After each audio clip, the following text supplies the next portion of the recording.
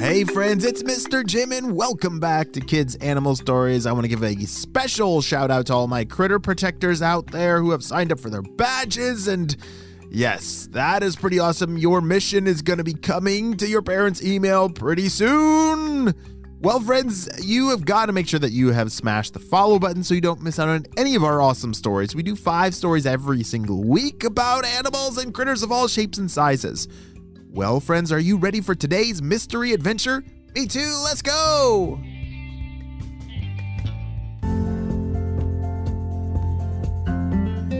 If this is your first time listening to a mystery adventure, make sure that you pay very close attention to all the clues. I'm going to tell you a story about a critter, and it's going to be your job to figure out what species of critter that this is. There's nothing to do. Hansa thought to herself. She had been cooped up in her family's air bubble nest with the rest of her siblings for what seemed like an eternity.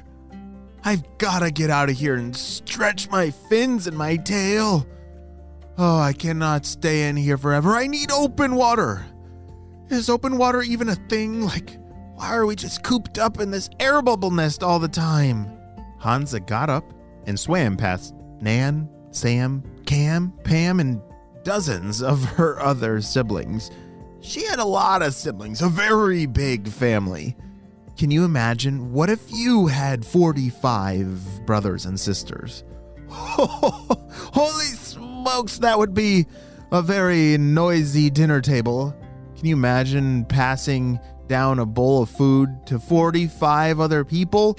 That would need to be a very large bowl, like the largest bowl I've ever seen. I love swimming, Hansa said to herself. I'm even getting faster now. My fins are long and wavy, but I'm starting to figure it out.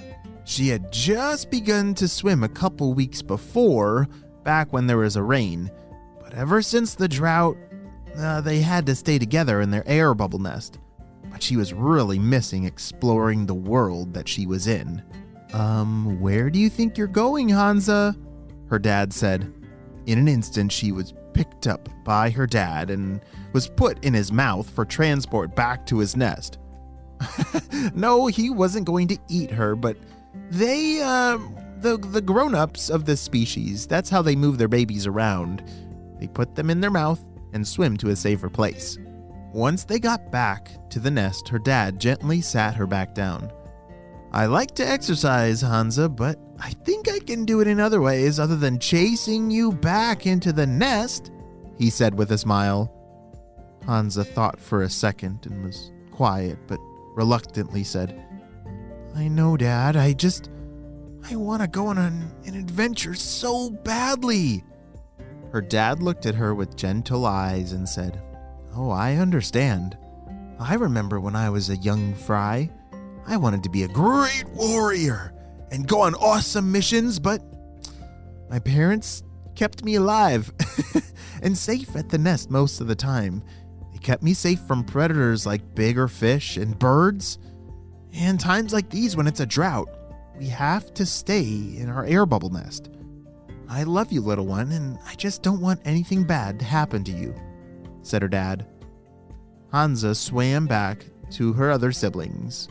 All right, everyone, gather round, it's time for story time, shouted their dad. Yay! Woohoo! All the little fish swam over to listen to their dad's story. One day, a long time ago, when I was your age, a young fry, I was with a whole army of ninja warriors. Ninja warriors, Dad? Wow! Oh yes, it was amazing. We were battling the great Shamhopnomore. The Shamhopnomore? What is that? They asked. Oh, it's this mythical creature that can only be defeated by bravery. But you should have seen us. Us ninja warriors, we looked so awesome with all of our bright colors and beautiful wavy fins. You could see us from very far away. There was a sparkle in our scales that no other fish had quite like us. But old Shem Hopnomore was a one-legged frog that had a peg for a leg, and he said, "Arr, I'm gonna get ya." He wanted nothing more than to capture the ninja army, all of us fries, and eat us for lunch. It's kind of silly how they're talking about themselves as fries. They're not actual fries like cheeseburger and fries. This species of fish, when they're a young baby, they're called a fry. Kind of silly, right? Oh, sorry, back to the story. "Arr, come back here," shouted Shem Hopnomore. And I wasn't afraid, and I knew that I had to karate chop the lily pad that he was sitting on, and so I swam down deep and whatcha! With my fin went straight through the lily pad stem, and Shem Hopnomore was never seen again. "Ah, tell it again, chanted all of the little fries. Oh, maybe later, her dad said. But just then, they all realized that the water around them was going down much quicker than normal. Their swimming area was getting smaller and smaller. They were going to run out of water soon, which means they wouldn't be able to breathe.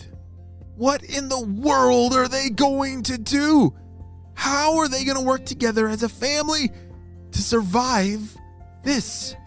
I'm pretty sure that fish need water, right? Well, maybe some have special skills, but we're going to have to wait and see what happens on the next episode of Kids Animal Stories.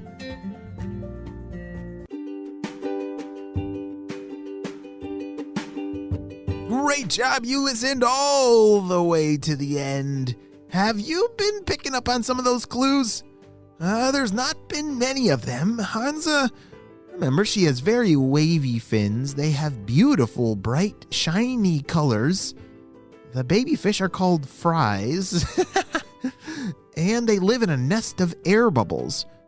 That's very strange. I'm not quite sure yet. I'm going to keep thinking, and you should too. Well, friends, you have a super duper day, and I will see you on our next adventure. Bye!